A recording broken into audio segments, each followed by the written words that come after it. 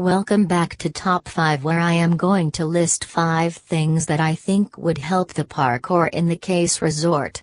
Remember that these are not things that the park should, could, or would add in the next 5 years, but just ideas the park should at least think about. Stay tuned at the end for some honorable mentions. Today's park is Worlds of Fun, located in Kansas City, Missouri. The park has been owned by Cedar Fair since mid-1995 and since then has added many major coasters, amusement rides, water park rides, kids rides, and a Halloween event that gets bigger and probably better every year. Unlike Disneyland Paris, I have visited this park before, in 2010 actually, and Prowler was my 200th coaster. Also, since it's in America, I have a better understanding in what Americans want and know of. Let's start with the most implausible yet possible. A hotel.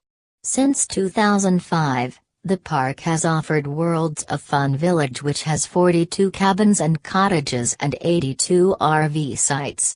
With Cedar Fair building and revamping hotels at Cedar Point, it's not completely impossible for them to build or buy a nearby hotel and make Worlds of Fun that much more of a resort. For the hotel, they could go one of two ways: either the Cedar Point Express Hotel, which is a regular hotel with the Cedar Point name on it, or Castaway Bay, which is the only Cedar Fair resort to include an indoor water park. Cedar Fair has said that they want to add hotels to more parks, and CEO Matt we met is clearly not afraid to do that, as he is adding 158 rooms to Cedar Point next year. Personally, for Worlds of Fun, I would go with a Castaway Bay style hotel and indoor water park combo. You know how I said number 5 was the implausible one? Scratch that, this is the oddball one. Detonator. Since the ride was added in 1996, S&S has come out with what they call the turbo drop model, where it simply lifts you and then drops you. Detonator is what they call a space shot, where it launches you up in the air. Most S&S towers are a combo tower where they offer both, but Worlds of Fun, from what I am aware of, is the only one that only offers space shot options. So my number 4 is for them to add a third tower to Detonator that lifts you up the same height and drops you. Number 3, a dark ride. Cedar Fair has gone with Trio-Tech for 2 of their parks, Canada's Wonderland and Knott's Berry Farm, to build interactive shooting dark rides. Both rides were uniquely themed to each park. However, since Voyage to the Iron Reef was built at Knott's in 2015, they seem to have stopped and have since gone with Mass Effect and Plants vs. Zombies at various parks. I still think Cedar Fair will build interactive dark rides, maybe going with Sally instead of Trio-Tech, and if they do, I think adding it to Africa would lend itself to many creative themes and ideas for an interactive dark ride. You could have animals stampeding around Worlds of Fun, or going on a safari, exploring an Egyptian tomb, or hunting a monster based on Zambezi, a former beloved coaster that was at the park from 1973 to 1997. Number 2, an Oceans of Fun expansion. While the water park has been in operation since 1982, the water park contains fewer attractions than many newer water parks. While the 2013 slide complex has helped this problem, and Splash Island in 2015. When you take away the kids and family areas, they have only 12 slides, a lazy river, a wave pool, swan boats, and a swim-up bar and stand. In addition to hotels, Matt is not afraid to add water park attractions, and I believe Oceans of Fun needs some major slides fast and quick. Knott's removed their Pro Slide Tornado, and I think that's something that this park could use. They could also use Racing Matt slides. I know Typhoon is technically racing slides, but these are head first. I don't know how crowded the current wave pool is, but Cedar Fair is also not afraid to add a second wave pool to many of their parks. Another thing is a Pro Slide rocket slide that launches you up and down hills. My only worry about that is with the tragic accident at Schlitterbahn nearby, people might be a little too afraid to do this even though it's a completely different and safe ride type. Finally, the park needs to paint many of their pre-2015 slides to more vibrant colors like Cedar Fair is doing with Cedar Point Shores this year. Number 1, drum roll. I said drum roll.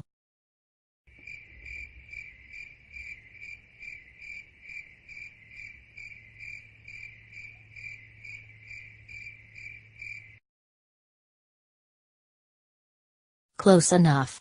Anyway, number 1 is a roller coaster. You knew I wasn't going to do this list without a coaster, right? Anyway, while there is speculation of what former company Cedar Fair will work with, here are my 3 thoughts of what their next coaster could be. Warning, I may anger some of you with an idea. And no, one of the ideas is not a 300+ foot tall coaster. First option, while I'm not a big fan of them, there are strong Cedar Fair rumors that they are looking into adding more B&M dive machines at several of their parks. I guess Valraven was a success for them. If you don't know what a dive machine is, they feature steeper lifts than traditional coasters and 90-degree drops into various turns, inversions, and twists.